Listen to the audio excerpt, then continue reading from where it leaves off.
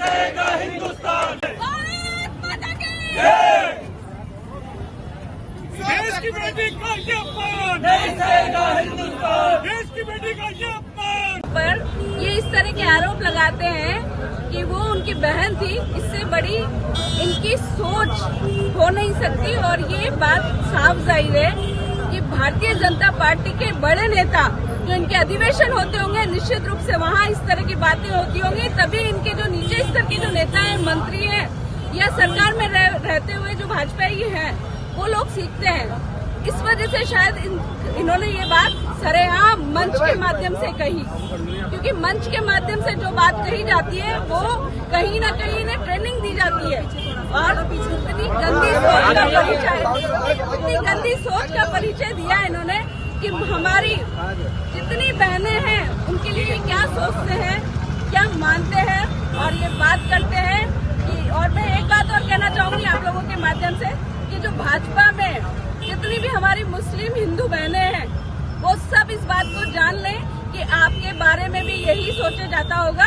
भाइयों से भी कहूंगी कि आपको आतंकवादियों का भाई बता देते होंगे, बहनों को आपको आतंकवादियों की बहनें बता देते।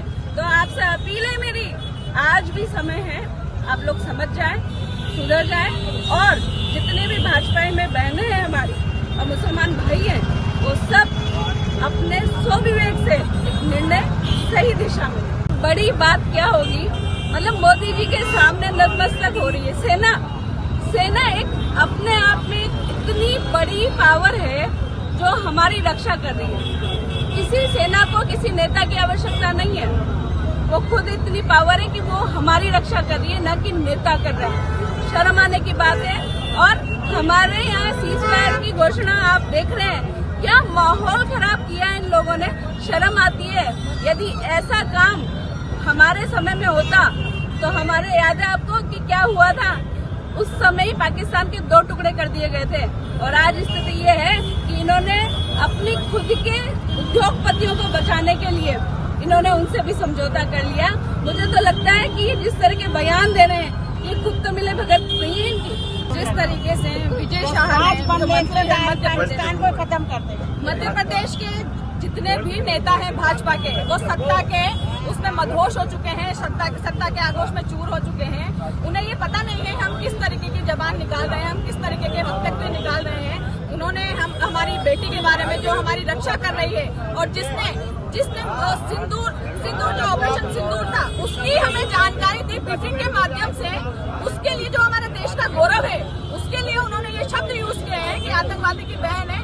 तो हम इसकी घोर निंदा करते हैं और हम भाजपा सरकार से मांग करते हैं कि आप अभी इसी वक्त आपने अभी तक उनके कोई कार्रवाई नहीं की है, जबकि कोर्ट ने आदेश दे दिया है कि आप FIR कराइए उसके खिलाफ। आप उनको बर्खास्त कीजिए मंत्री पद से, उनको अपनी पार्टी से निकालिए। और दूसरे जो डिप्टी CM है जगदीश देवड़ा जी, उन्होंने सेना को नतमस्तक कर दिया है प्रधानमंत्री जी के चरणों में। तो ऐसा तो नहीं है कि वो भगवान हो गए हैं, उन्होंने भगवान का दर्जा दे दिया है। हम ये चाहते हैं कि आप इस पे भी स्पष्टीकरण कीजिए कि देवड़ा जी किस तरीके का संज्ञान लेना चाहते हैं और किस तरीके के वक्तव्य बोल रहे हैं। और तीसरे, आज बाल मुकुंद जो है विधायक जी, वो तिरंगे का अपमान कर रहे हैं और यहाँ पे तिरंगी रैली निकाली जा रही है।